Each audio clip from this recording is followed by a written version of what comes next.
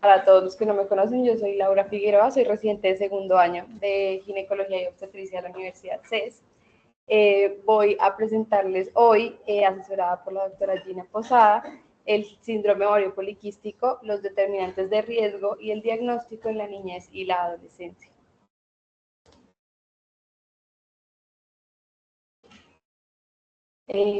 Bueno, agradecerle de una vez a la doctora Gina. La doctora Gina es ginecóloga y obstetra especialista en ginecología infanto-juvenil, que por supuesto me ayudó a navegar por toda la literatura que hay del tema, que creo que de cada pequeña porción de la charla se puede hacer una charla completa. Es un tema muy interesante y pues del que hay mucha literatura.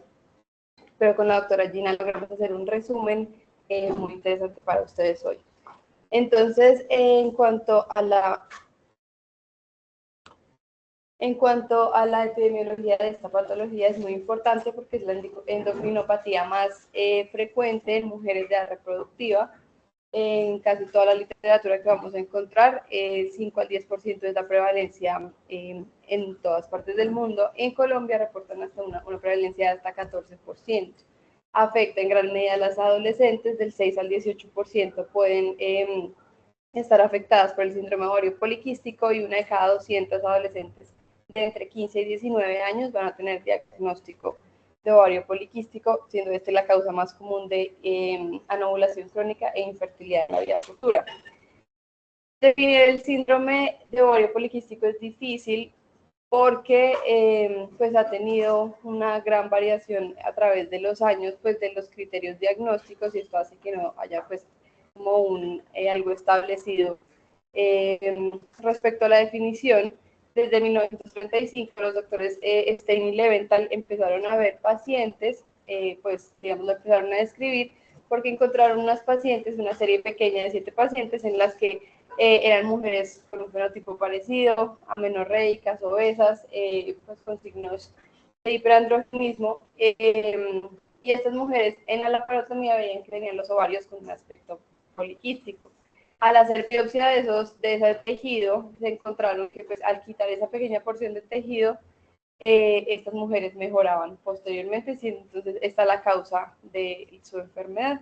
Entonces, incluso recuperaban fertilidad después de eso, pues empezó, por supuesto, digamos, el estudio grande de esta patología. Pero entonces, lo que no cambia es que tenemos 3 pilares para el diagnóstico, pues, para definir, para caracterizar este síndrome. Entonces, el hiperandrogenismo, la anovulación y la morfología poliquística de los ovarios es lo que me va a definir el síndrome.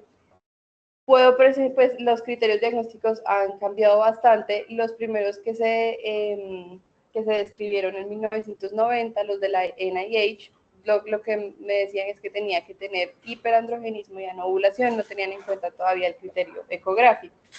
Después, en el 2003, un panel de expertos de la Sociedad de Exceso de Andrógenos postuló la morfología poliquística como parte del diagnóstico.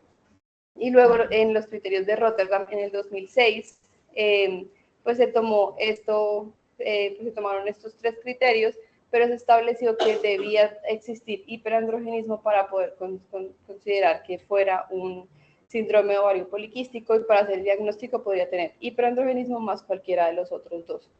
¿Cuál es el problema que tenemos? Y pues por el enfoque de la charla es que las pacientes adolescentes no podemos aplicar estos criterios diagnósticos casi ninguno de los 3, porque son pacientes que van a tener, y ya lo vamos a hablar, morfología poliquística de los ovarios, hiperandrogenismo por su desarrollo puberal, y anovulación los primeros años posmenarquia.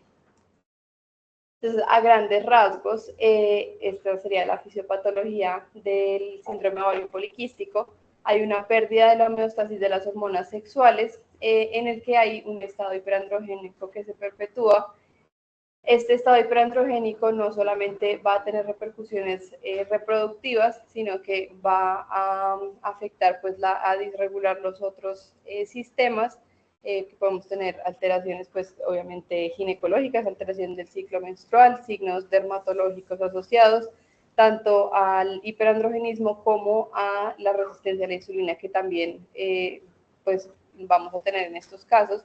Y ese estado hiperinsulinémico es el que me va a aumentar el riesgo de cardiometabólico, aumenta el riesgo de diabetes, de síndrome metabólico, de dislipidemia, que es un tema pues también muy interesante para revisar.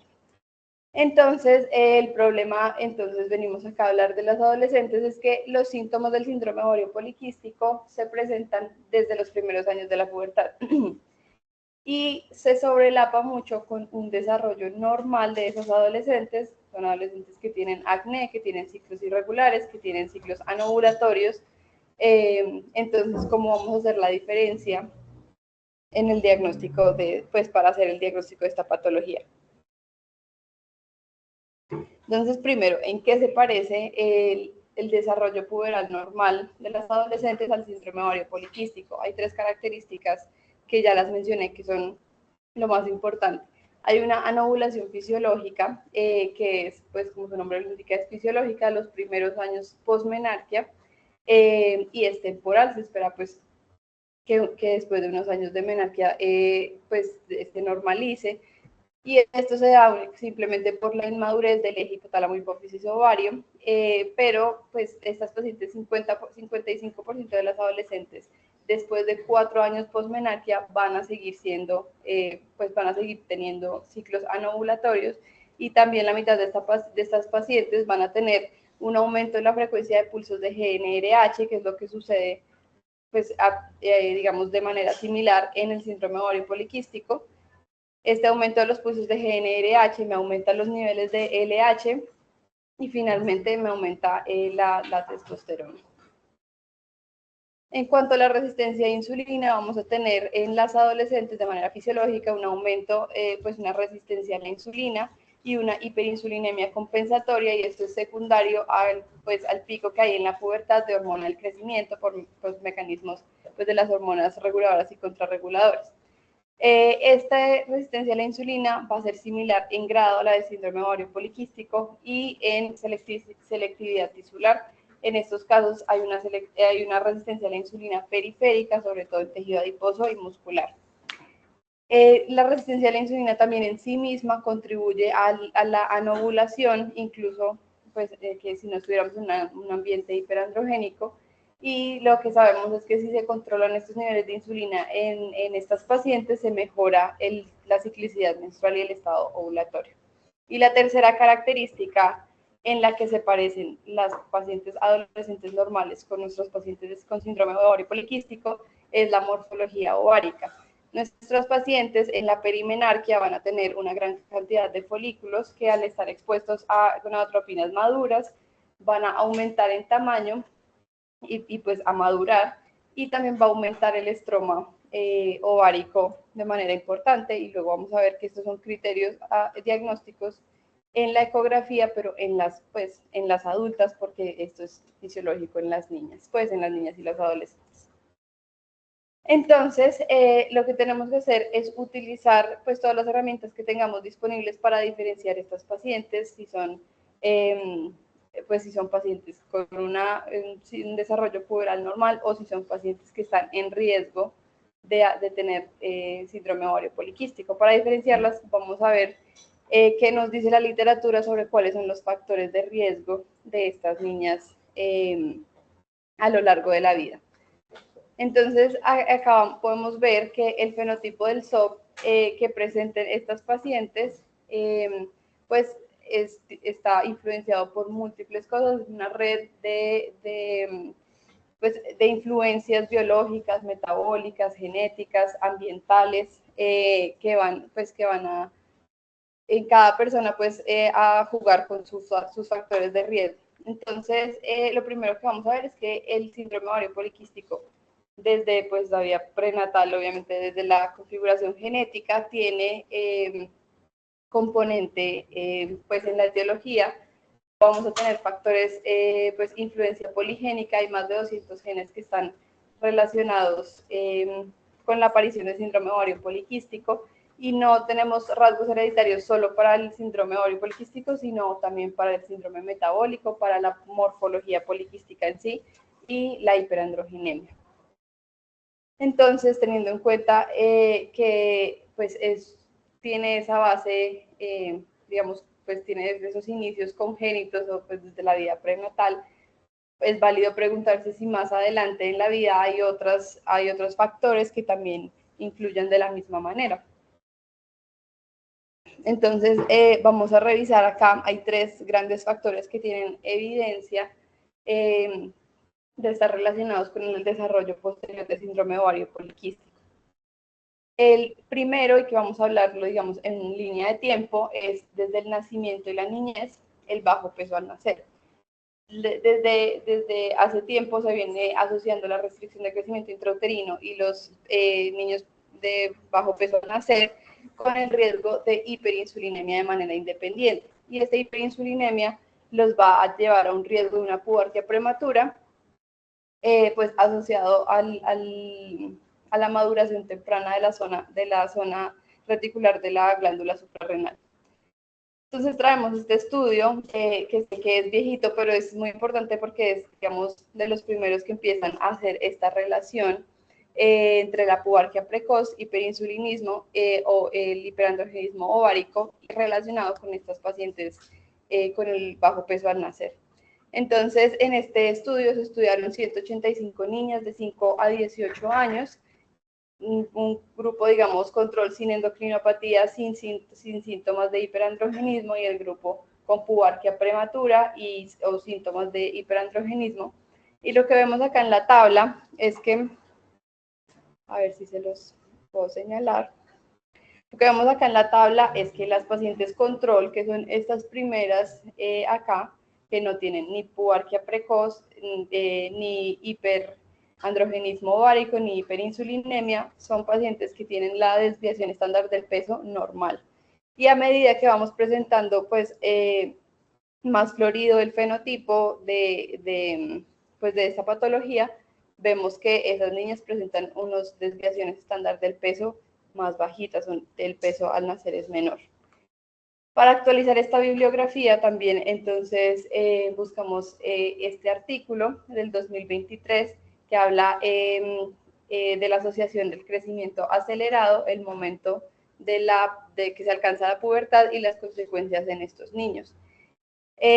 Porque estos niños que tienen bajo peso al nacer, pues la evidencia pues nos muestra que los niños en los primeros meses de vida tienen una recuperación del crecimiento acelerada.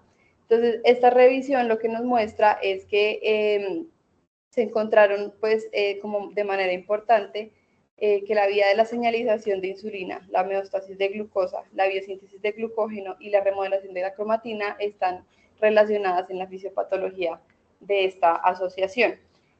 No se sabe, lo que no está muy bien dilucidado es si estos niños ya tienen un factor de riesgo que hace que desencadena ese crecimiento acelerado después del bajo peso, o si es el bajo peso en sí, el crecimiento acelerado, esa ganancia de peso, digamos, tan acelerada, la que les proporciona el riesgo después en la vida.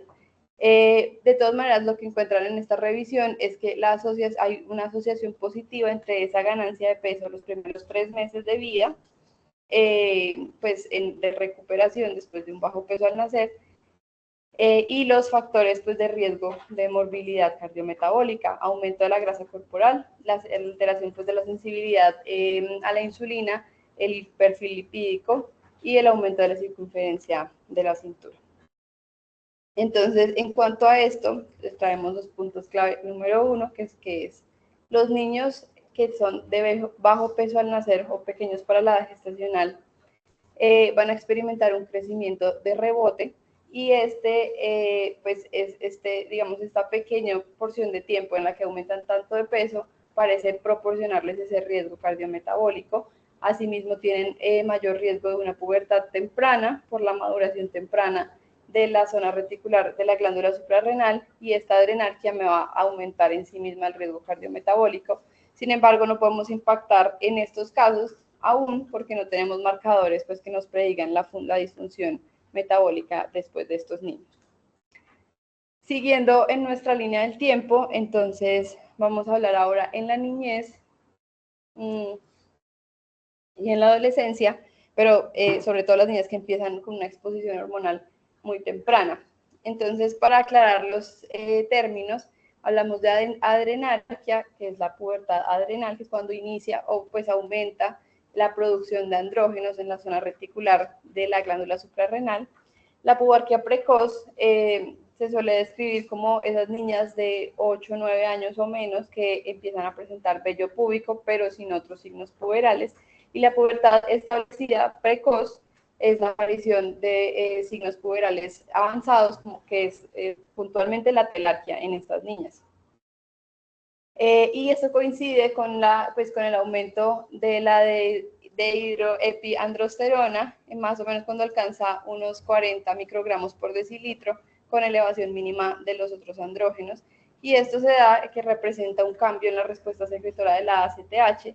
Es una respuesta desproporcionada ante la vía delta 5, que es la vía de la esteroidogénesis, que es a partir del colesterol, versus digamos, un aumento mayor de esta vía versus la delta 4, que es la vía de la esteroidogénesis a partir de la progesterona. Para esto, entonces, tenemos este artículo que habla de la anovulación después de la pubarquia prematura. Se realizó una evaluación no invasiva de estas niñas de la función ovulatoria mediante medición de LH y progesterona. Se midieron también, pues se hizo el perfil de andrógenos también, y se recopiló información del peso al nacer y la edad gestacional de estas niñas, así como pues, vimos en el otro estudio. Entonces nos dan estas tablitas que lo que vemos acá, al lado, acá, que les estoy señalando es la menarquia temprana, la posmenarquia temprana, que es antes, o sea, los primeros 3 años después de la menarquia. Y lo que vemos acá es que las niñas que no tienen pubarquia prematura, tienen la fracción de niñas ovulatorias sin pubarquia prematura es igual, o no hay diferencia, con las pacientes que tienen pubarquia prematura en la menarquia temprana. Sin embargo, en las pacientes que están en la posmenarquia tardía, que es 3 años después, que es este lado de acá, vemos que hay una diferencia significativa entre la fracción de pacientes ovulatorias y los ciclos ovulatorios de estas pacientes frente a las pacientes con pubarquia prematura. Entonces vemos que la función ovulatoria va a estar disminuida por tener pubarquia prematura o pubertad prematura. Y adicionalmente, como reforzando lo que ya hablamos del bajo peso al nacer, estas niñas también acá nos muestran que de forma significativa las niñas que son anovulatorias tienen unas desviaciones de peso más bajas que las niñas ovulatorias. Y asimismo tienen una respuesta a la 17-hidroxiprogesterona, a la ACTH más exagerada. Entonces, como puntos clave número 2, las niñas con pubarquia prematura, ese es un factor de riesgo importante para desarrollar síndrome ovario poliquístico, especialmente, o sea, que estas niñas siguen siendo anovulatorias 3 años después o en la posmenarquia tardía, especialmente las niñas que tuvieron bajo peso al nacer y las niñas que al diagnóstico tienen una respuesta exagerada a la 17-hidroxiprogesterona. Y estas niñas con pubarquia prematura tienen una LH, insulina e índice de andrógenos libres de base más elevado. Y ahora nuestro tercer gran factor de riesgo, que ya pues moviéndonos de la infancia pues temprana vamos a la adolescencia, y es la obesidad. La obesidad tenemos 3 fases en la que se va a empezar esta relación entre síndrome ovario poliquístico y obesidad. La primera es la que ya hablamos, que es esa fase prenatal tardía y postnatal, los primeros 3 meses, en la que el niño, la niña, tiene bajo peso cuando nace y tiene una recuperación de ese peso acelerada. Eso se logra porque pues los fetos o los neonatos tienen esa capacidad de adipogénesis, que es concentrar pues, las reservas de adiposas en donde debe estar, que es el tejido subcutáneo. Versus cuando ya tenemos, pues, como que se llega a un tope de esa reserva adiposa y se empieza, digamos, a desbordar hacia otros órganos. Por ejemplo, se guardan depósitos grasos en el hígado o en las vísceras, Ese depósito en las vísceras es lo que me da obesidad central, y esa obesidad central es la que me propicia que haya resistencia a la insulina, y por eso, digamos, pues, a la relación con el síndrome de ovario poliquístico. Adicionalmente, estos niños, para pues, soportar este crecimiento acelerado, van a tener una amplificación de la adrenarquia, y es por esto que tienen PORQs prematuras, con una regulación positiva de la LH, el estradiol y del eje tiroideo. Lo que ellos proponen, pues, como una perspectiva evolutiva respecto a la obesidad, es que estas niñas están genéticamente, digamos, preparadas para vivir en entornos hostiles, y que al no estar en ese entorno hostil y al tener inactividad física y abundancia nutricional, van a ser más vulnerables al síndrome ovario poliquístico. Bueno, en cuanto a esto, entonces traemos este estudio que nos habla de la prevalencia de ovario poliquístico en adolescentes. Es un estudio transversal que usó los datos de un gran estudio de corte en Estados Unidos, que fue el KPSC, y lo que hizo, pues, fue examinar la asociación entre la categoría de peso de las niñas con el síndrome ovario poliquístico, pues la aparición de él.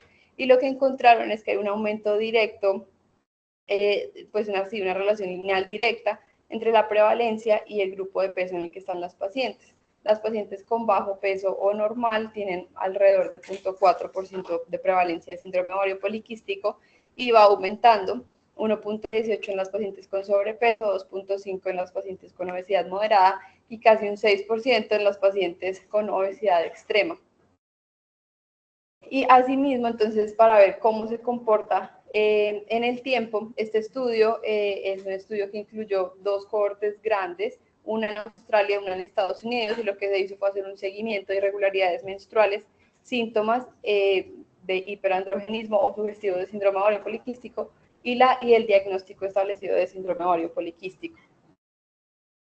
Lo que ellos encuentran es una relación, digamos, pues, en espejo una de la otra, es decir, encuentran que los ciclos irregulares y el hiperandrogenismo a los 16 años se relacionaba con obesidad más tarde en la vida, y lo mismo encontraron que la obesidad infantil se asociaba con irregularidades menstruales y síndrome ovario poliquístico en la edad adulta, y que la obesidad es un factor de riesgo para el aumento de las concentraciones de LH, insulina, y la reducción de la globulina fijadora de hormonas sexuales. Entonces, nuestro punto clave 3 es que la obesidad, especialmente la obesidad extrema, es significativamente asociada con el síndrome ovario poliquístico, y una paciente con síntomas obesa no diagnosticada tiene mayor probabilidad de que yo le vaya a hacer un diagnóstico de síndrome ovario poliquístico. Entonces, teniendo en cuenta estas tres cosas, estos tres factores de riesgo, que son el bajo peso al nacer, la pubarquia temprana y la obesidad, ahora sí vamos a ver estas pacientes cómo voy a hacer el diagnóstico en un adolescente.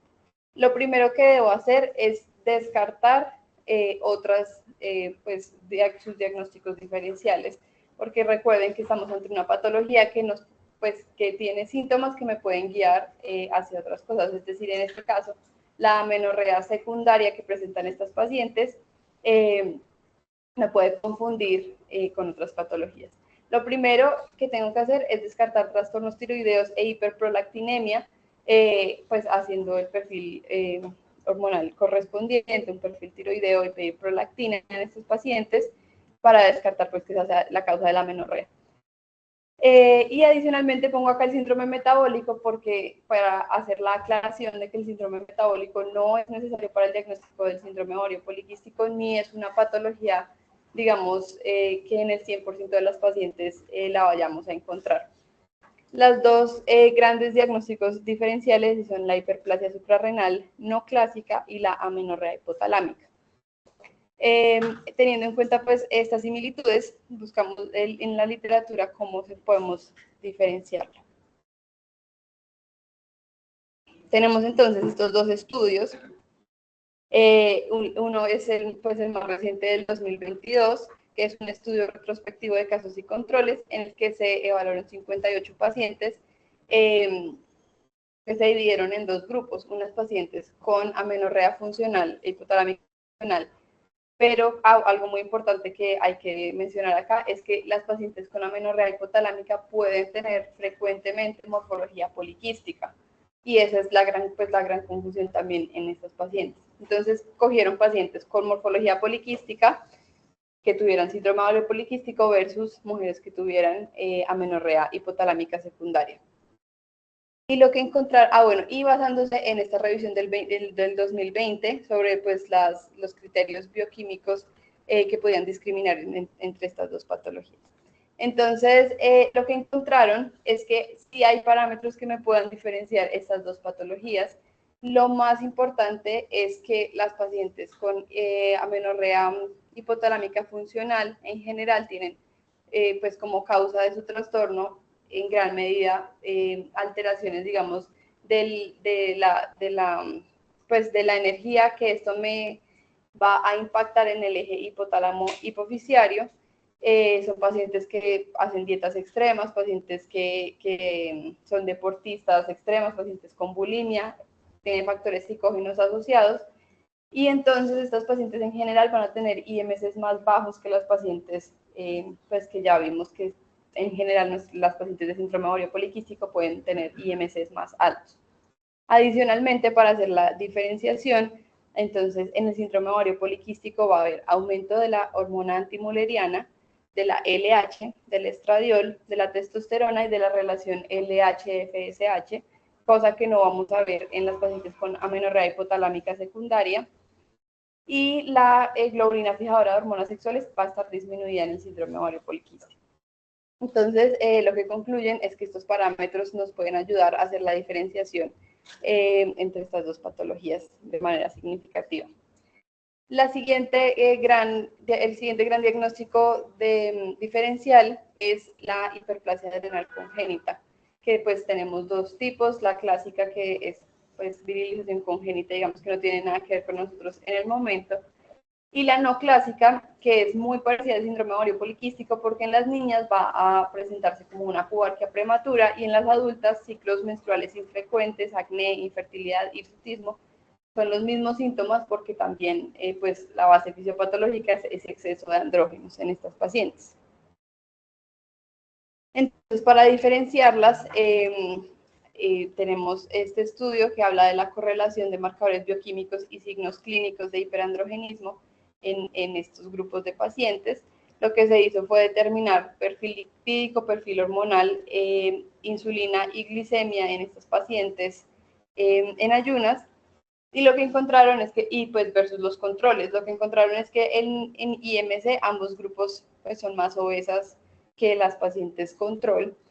Pero de manera importante para diferenciarlos, tuvo más aumento en el perfil lipídico, en las alteraciones en glicemia e insulina, el síndrome ovario poliquístico, versus la hiperplasia suprarrenal congénita en la que prima el aumento pues, de andrógenos. Y también otra cosa muy importante que ya la vamos a hablar para diferenciarlos es el momento en el que yo haga las pruebas de laboratorio.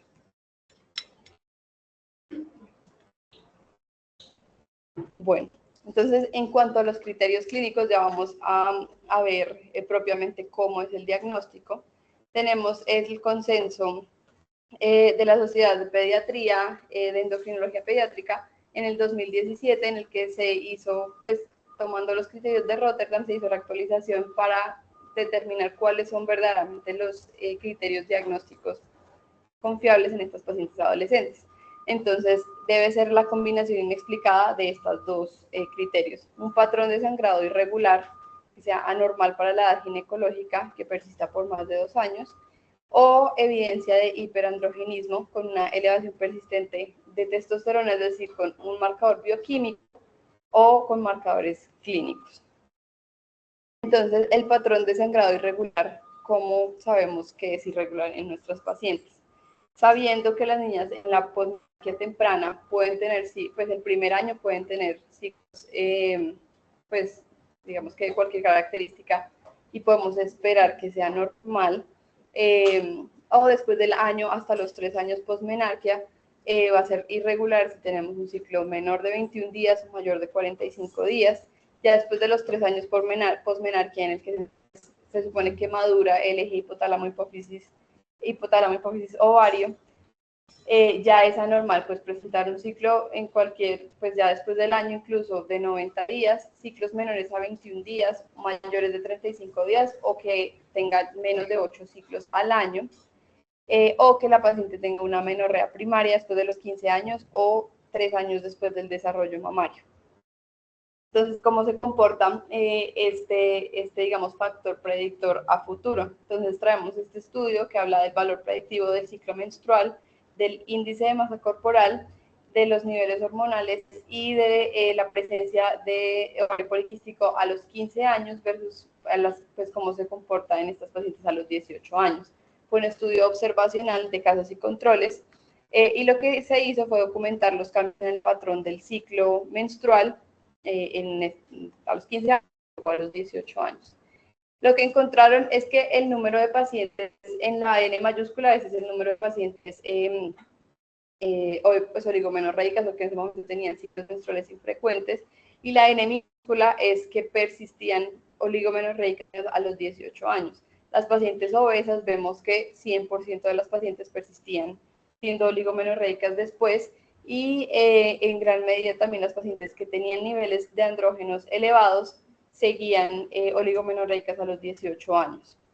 Y en este sentido, hablando de la obesidad, vemos acá en esta tabla que la proporción de pacientes que persistían oligomenorreicas es mayor en las pacientes con un índice de masa corporal sobre el percentil 50 versus las que pues, tenían un índice de masa corporal normal. Entonces vemos que estos pacientes, pues, las seguirán obesas, seguirán siendo oligomenorreicas 3 años después, y las pacientes con concentración de andrógenos y de LH mayores a los 15 años van a seguir siendo oligomenorreicas después, a los 18. El segundo criterio es la evidencia de hiperandrogenismo, cómo lo vamos a ver clínicamente. Entonces, lo que está validado y lo que es importante que se lleven acá es esto, que es la escala de Ferriman-Gallwey, que nos evalúa la presencia de hirsutismo. Es positiva cuando tengo más de 6 puntos, sin embargo, recordemos que nuestras pacientes, pues, fisiológicamente tienen picos de andrógenos que me pueden dar algo positivo en la escala. Entonces, mayor de 8 es significativo para adolescentes, que es un hirsutismo moderado a severo. Tenemos entonces 9 localizaciones del cuerpo que hay que revisar: el labio superior, el mentón, en la parte inferior el pecho, el abdomen superior y el abdomen inferior, en la espalda alta, en la espalda baja, y en los brazos, ojo que es del codo para arriba, no es el vello terminal que tienen en el brazo, y lo mismo en las piernas, en los muslos, de la rodilla para arriba, porque en la pierna abajo, pues digamos que sería lo normal. Adicionalmente, vamos a tener en cuenta el acné inflamatorio, no el acné, digamos, normal del adolescente, porque nuevamente, pues, vemos que es fisiológico en las adolescentes. Entonces, tiene que ser un acné inflamatorio, moderado, que no responde a tratamientos tópicos. Y si bien la alopecia, pues, es un signo de hiperandrogenismo conocido, pues, no está bien estudiado, no es muy frecuente, por lo tanto, no es un criterio diagnóstico en nuestro caso para las adolescentes. En cuanto a los criterios paraclínicos, entonces tenemos primero que todo que identificar o diferenciar el origen del hiperandrogenismo. Entonces, la indicación o la instrucción que debemos hacer los exámenes, la medición de andrógenos en la fase folicular del ciclo, es decir, los primeros días del ciclo del sangrado, ojalá para los primeros 3 días, en ayunas. Y esto me va a ayudar a diferenciar porque el ovario, en teoría, debería estar, digamos que en reposo en ese momento. Por lo tanto, si yo encuentro niveles de 17-hidroxiprogesterona positivos o un test de respuesta a la ACTH positivo, quiere decir que estoy ante un hiperandrogenismo de origen adrenal y no ovárico, si los hice en este momento del ciclo. Entonces, si ya vi que están normales estos exámenes, pues, o bueno, identifiqué que la causa es ovárica, La pregunta acá es, ¿cuál es el mejor andrógeno para diagnosticar el síndrome ovario poliquístico? Entonces, traigo este estudio que es sobre una cohorte chilena en el 2015, que incluyó niñas con clínica de hiperandrogenismo, tenían acné, alteraciones menstruales, algunas obesas, y a estas niñas se les midieron los niveles de andrógenos y se comparó con el fenotipo que tuvieron los pacientes. Lo que encontraron entonces, y que pues de la mano con las recomendaciones del 2023 de la ESRE, es que si yo solamente voy a hacer una prueba, o solo tengo una prueba, es la que voy a hacer la testosterona total, es la prueba inicial. El valor normal es de 15 a 70 nanogramos por decilitro, o 0.5 a 2.4 nanomol por litro, y los pongo en las dos unidades porque es importantísimo para nosotros diferenciar pues cómo los están reportando. Pero si yo tengo esta paciente que el resultado de la testosterona es total, de la testosterona total es normal, y yo veo que la paciente es muy sintomática y pues quiero seguir buscando, voy a pedirle una testosterona. El mejor o el indicador más sensible sería la testosterona libre. Sin embargo, lo que pasa es que medir la testosterona libre es poco fiable y es inexacta por las diferencias en las técnicas de laboratorio. Entonces, el mejor perfil diagnóstico tiene pedir la testosterona total, pedir la globulina fijadora de hormonas sexuales para poder hacer el índice de andrógenos libres. Y acá viene la importancia de las unidades porque si tenemos pues la fórmula de la testosterona total sobre su globulina transportadora por 100, y esto me da el índice que debe ser menor de 4.5. Pero si me lo dan en nanogramos por litro, tengo que multiplicarlo por la constante de 3.47 para no hacer sobrediagnóstico de esta patología que lo calcule mal. Entonces, ¿cómo se comporta en el tiempo digamos, estos parámetros hormonales? Entonces, se realizó este estudio de cohorte prospectivo basado en una población que es una cohorte en Finlandia que nació en 1986, no es en 1986, ellos nacieron en 1986, se siguieron a los 16 años y a los 26 años. Y lo que encontraron es que en estos pacientes pues, que tenían síndrome ovario poliquístico, hirsutismo y acné, se comportaba de la misma manera. Esas pacientes que tenían el índice de andrógenos libres en cuartiles superiores, es decir, más elevados, tenían una proporción de persistencia pues, de diagnóstico de síndrome ovario poliquístico y persistencia de hirsutismo y acné 10 años después. Entonces, esto habla pues que los criterios fundamentales del síndrome ovario poliquístico, es decir, el hiperandrogenismo y la irregularidad menstrual, pueden ser pues, predictores de síndrome ovario poliquístico más tarde en la vida y de persistencia de estas alteraciones menstruales. En cuanto a la hormona antimuleriana, que lo mencionamos para diferenciarlo de la amenorrea hipotalámica funcional y se ha postulado en gran medida como un criterio diagnóstico para el síndrome ovario poliquístico. Este es un estudio de casos y controles con 104 mujeres infértiles que tenían entre 21 y 35 años. Se les midió la hormona antimuleriana y se pues evaluó cuáles podían ser los umbrales para hacer diagnóstico en estos pacientes.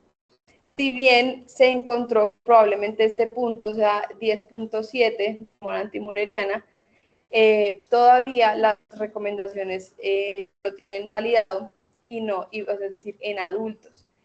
Y nosotros las adolescentes, pues en nuestros pacientes adolescentes, las guías de la ESRA me dicen que no lo debo utilizar y que incluso pues, puedo hacer sobrediagnóstico en esta población.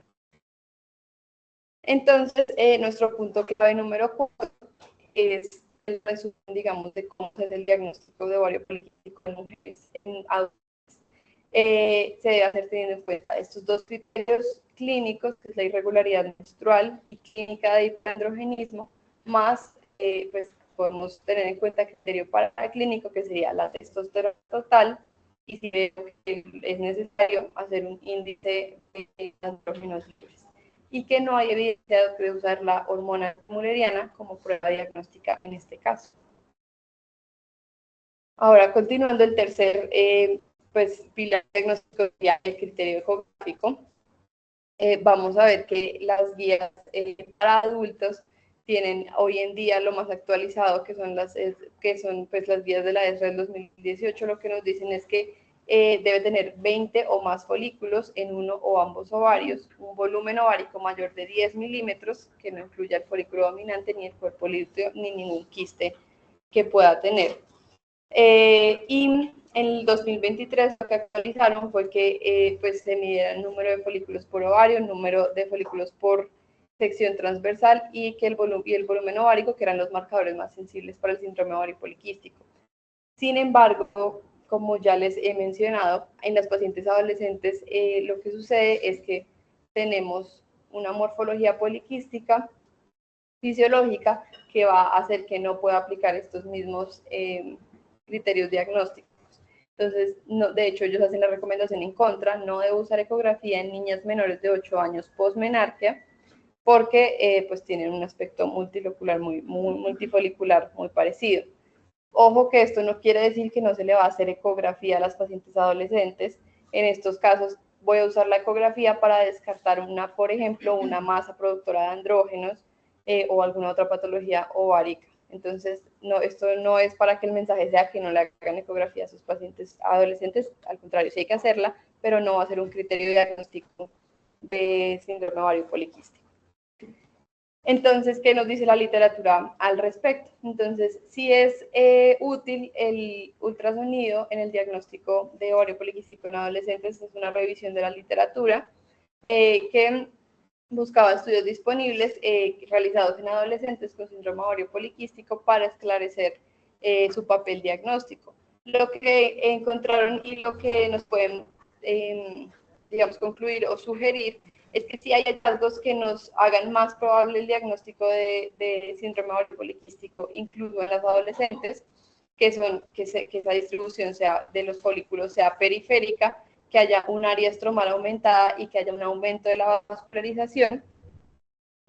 Sin embargo, pues esto sigue sin estar incluido en los criterios diagnósticos de síndrome ovario poliquístico, como para que los tengamos en cuenta, pero no son diagnósticos. ¿Y por qué no son diagnósticos? Tenemos este estudio del 2019 que habla de la morfología poliquística en estas adolescentes posmenárquicas.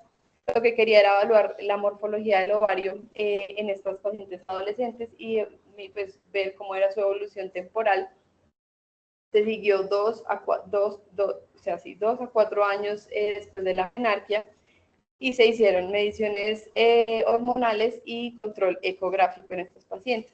Lo que encontraron entonces es que a los 2 años, 40% de las pacientes que tenían morfología poliquística, pues al principio del estudio lo seguían teniendo, 35% a los 3 años y 33% seguían con morfología poliquística a los 4 años. Quiere decir que a estas pacientes no podría yo aplicarle los criterios diagnósticos porque corresponde a una condición fisiológica a esta edad, en la adolescencia temprana.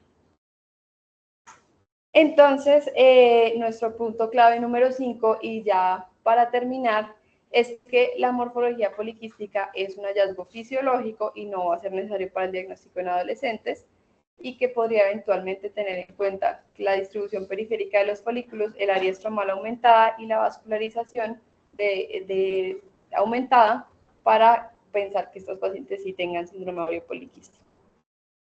Entonces, en conclusión de toda la charla, el primer punto es que hay 3 factores de riesgo grandes que están asociados temprano en la vida con la aparición de síndrome ovario poliquístico en la adolescencia, que son la restricción de crecimiento intrauterino, bajo peso al nacer, la pubertad precoz y la obesidad. Segundo, que las pacientes que tienen ciclos menstruales irregulares e hiperandrogenismo en la adolescencia puede significar que es pues más que fisiológico, que es una manifestación del síndrome ovario poliquístico que van a tener más adelante en la vida. Tercero, el diagnóstico entonces lo vamos a hacer. Criterios clínicos: sangrado irregular, hiperandrogenemia, signos de hiperandrogenismo, y criterio paraclínico, que es la testosterona total o pues que mejor que tendríamos, que es el índice de andrógenos libres, y que la morfología poliquística corresponde en pacientes adolescentes, sobre todo en la menarquía temprana, a una condición fisiológica.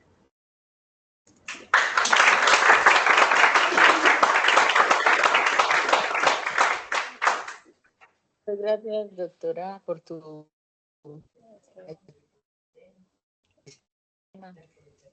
la actualización. Quiero aprovechar por aquí cerquita que tengo a la doctora Gina. También de ecografía tenemos, doctora, un gran aporte. Doctora Gina, tienes la palabra. Felicitar a Laura, ¿cierto? Porque cuando uno pues ve ovario poliquístico, posiblemente no se adentra en qué pasó, ¿cierto? ¿Qué pasó allí? Y no le miras a la adolescencia, es una de confrontación, donde vas a encontrar chicas que llegan y dicen, y amigas que vienen, y llegan bravas, ¿cierto?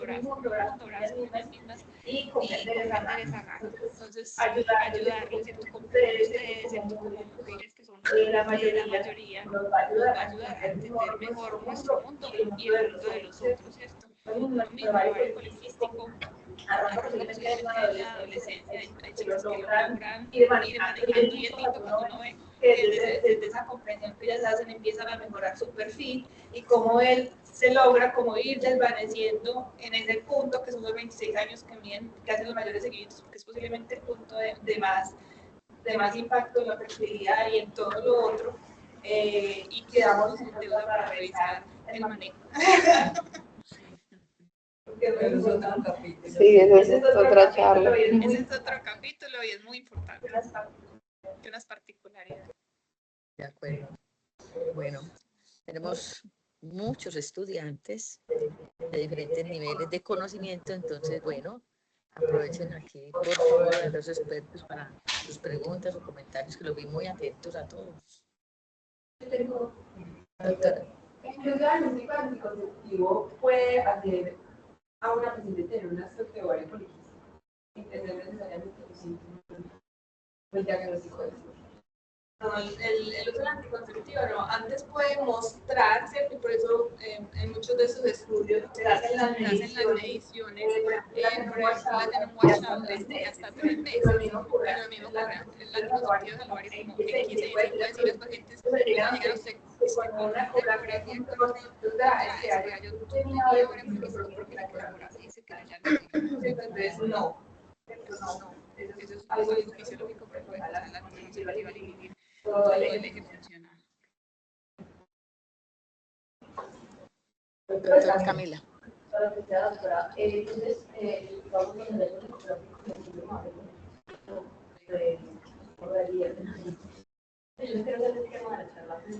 de manejo, o sea, se utilizan para mejorar síntomas del ovario poliquístico. Pueden seguir, pero también logran, ¿cierto?, como hacer que ese criterio se desvanezca. Es variable. Es variable. No desvanece. Pues lo que está diciendo la doctora, si hay el ovario poliquístico, pues frena el eje. Entonces, al frenar el eje, el ovario puede no tener esa apariencia poliquística, pero pues eso no es un criterio ni de curación, ni es un criterio pues que siempre se presenta.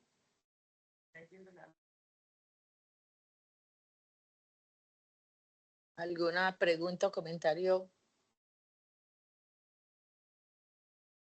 Sí, claro. Pues yo creo que lo primero, felicitar a Lau por su presentación. Me pareció como muy buena. Cosa a destacar, yo creo que cuando hay discusión y hay preguntas es porque la charla estuvo buena y la gente puso atención, que es un punto a favor. Y la otra cosa, pues en estos temas como que hay tantas recomendaciones, tantas sociedades y eso, pues es bueno que a uno le marquen como puntos clave. Entonces me gustó mucho lo que hiciste, como que cada vez que terminabas un tema, dejabas un mensaje claro y lo retomaste en las conclusiones. Entonces, felicitaciones. Bueno, doctora, felicitaciones y muchas gracias por tu presentación. Feliz día para todos.